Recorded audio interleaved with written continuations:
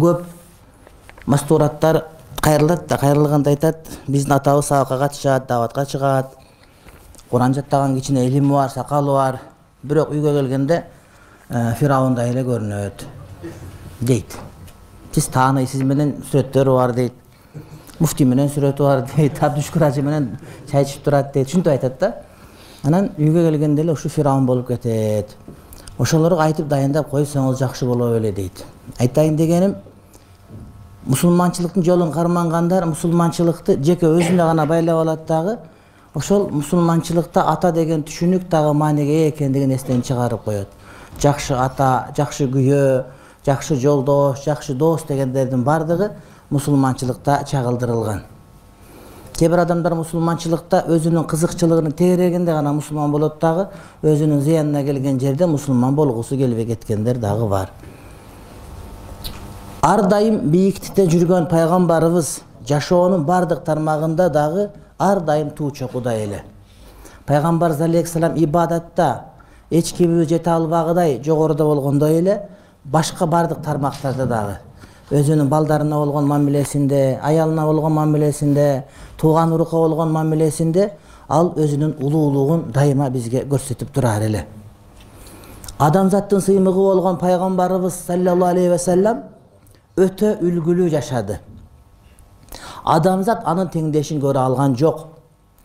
Жалпы адамзат анын теңдешин көрө албагандай эле, анын замандаштары жана анын айланасындагылар дагы ага теңдеш инсанды көрө алышкан жок, урматтуу бир туугандар.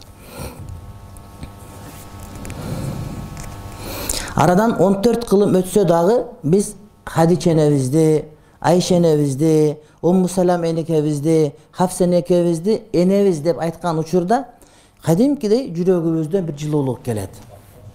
Анткени ошол адамдар, ошол пайгамбар алейхиссаламдын жубайлары болуу эмне насибесине туш болгон адамдар эле. Ал эмес Азирети Абу Бакыр өзүнүн кызы Айша энебизди энем деп кайрылчу.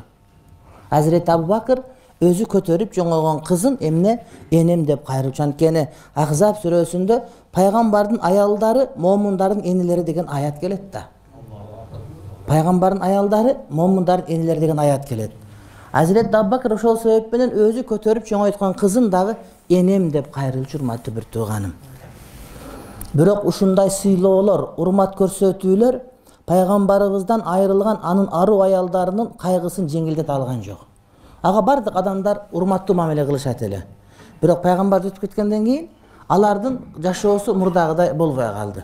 Аларга болгон урмат сый, аларга болгон көтөр, аларга болгон жакшылык, аларга болгон жакшы сезимдердин бардыгы алардын кайгысын көтөрө алган жок. Алар бул дүйнөдөн өтүп пайгамбарыбыз менен чын дүйнөдө жолукканга чейин өздөрүнүн кайгысынан баштарын чыгара алышкан жери жок. Анткени улуу сүйүү, улуу махабат, улуу урматтуу бири-бирине болгон сыйлоо сезим ушунчалык деңгээлде эле. Пайгамбарыбыз саллаллаху алейхи ва саллям аялдарынын жүрөктөрүнүн төрүнөн орун алган үй бүлө башчысы болгондой эле, камкор ата эле. Ал күйөөлүк тараптан дагы анда эң мыкты эч ким күйөө боло албагандай эле, ал сыяктуу эч ким жакшы ата боло албайт, урматтуу бир тууган. Бирок ошол үлгү бизге дайыма үлгү болуп, ошону көрүүгө аракет кылышыбыз керек. Азыр кээ бир аялдар келет, маселе сурап келет да, сурап келип күйөөгө тийдим элем дейт.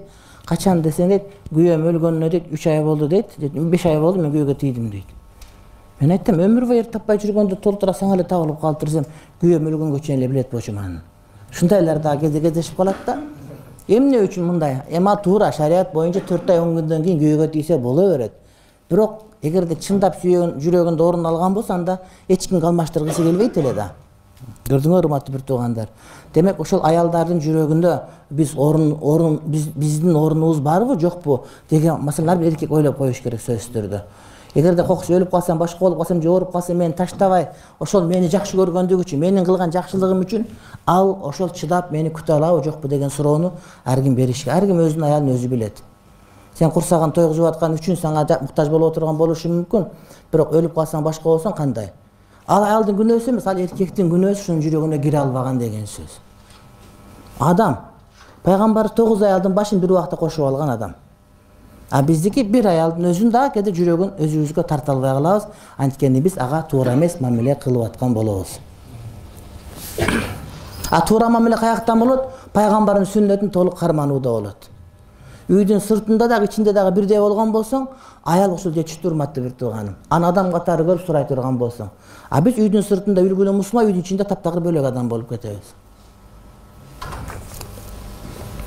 Ал балдарына, неберелерине аябай мээримин төкчү.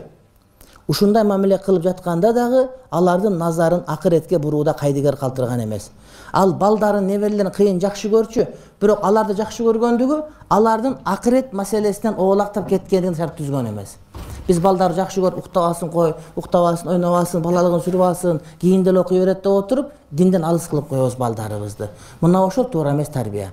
Пайгамбарыбыз балдарын бизден жакшы көргөн, бирок ошол эле нерсе алардын өзүнүн балдарын, неберелерин динден алыс кылганга эмне түрткөн эмес. Сөзсүз түрдө ал дагы бул дагы жаат эмне кармалап турган.